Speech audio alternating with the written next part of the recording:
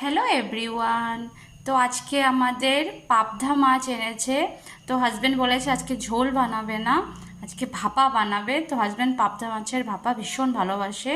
তো আমি শুধু কেটে ধুয়ে নুন হলুদ মেখে রেখেছিলাম।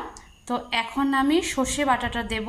আর সর্ষে বাটার মধ্যে শুধু সর্ষে দিয়েছি, আর কাঁচা লঙ্কা দিয়েছি, আর গোলমরিচ দিয়েছি। ব্যাস এতটুকুই দিয়েছি। তো আমি দিয়ে সর্ষের তেল দিয়ে মাখবো, আমি তোমাদেরকে দেখাচ্ছি। সো তোমরা দেখতে পারো আমি সর্ষে বাটাটা দিয়ে দিয়েছি। আর আমি এটা পাটাতে পেস্ট করেছি, মিক্সিতে নয়। তো আমি এখানে সর্ষের তেলটাও দিয়ে দেব। সর্ষের তেলটা একটু বেশি করে দেব, কারণ একটু ঝ্যাং ঝ্যাং হবে। তো ভাপাটা তো একটু ঝাঁঝটা বেশি হলেই তো স্বাদ লাগে খেতে। তো আমি একটু সর্ষের তেলটা একটু বেশি করে দিলাম। তো এবার আমি সুন্দর করে মেখে নেব। তো আমি এখানে মেখে প্রায় 10-15 মিনিট ম্যারিনেশন করে রেখে দেব।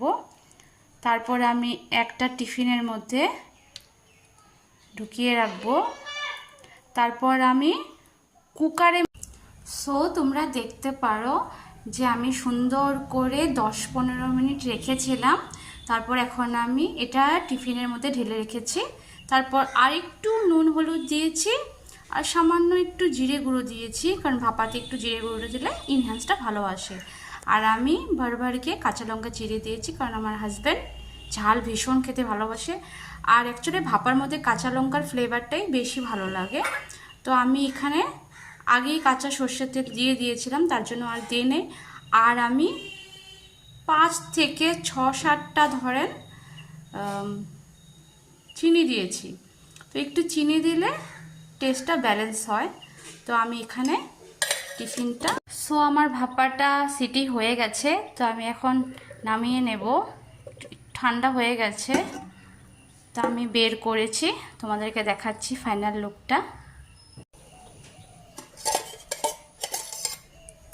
এই হলো আমাদের ভাপা, খুব সুন্দর গন্ধ বেরোয়েছে, এনহ্যান্সটা খুব সুন্দর। তো আমি এখানে এখন আরেকটু কাঁচা সর্ষের তেল দিয়ে দেব, তারপর আবার ঢেকে রাখবো। আমি আরেকটু কাঁচা সর্ষের তেল দিয়ে দিলাম। এখন আমি একটু নেড়ে রেখে দেব। সুন্দর হয়ে গেছে, ব্যাস আর কিচ্ছু করার প্রয়োজন নেই। এতেই তোমার ভাপাটা অনেক টেস্ট হয় খেতে। তোমরা একবার করে দেখবে। জানি একদম সিম্পল, এগুলো সবাই করে, তবুও যারা নতুন আছো, যারা পারো না, তারা একবারে এরকম বানিয়ে নিতে পারো। ওকে, আজকের জন্য টাটা, বাই।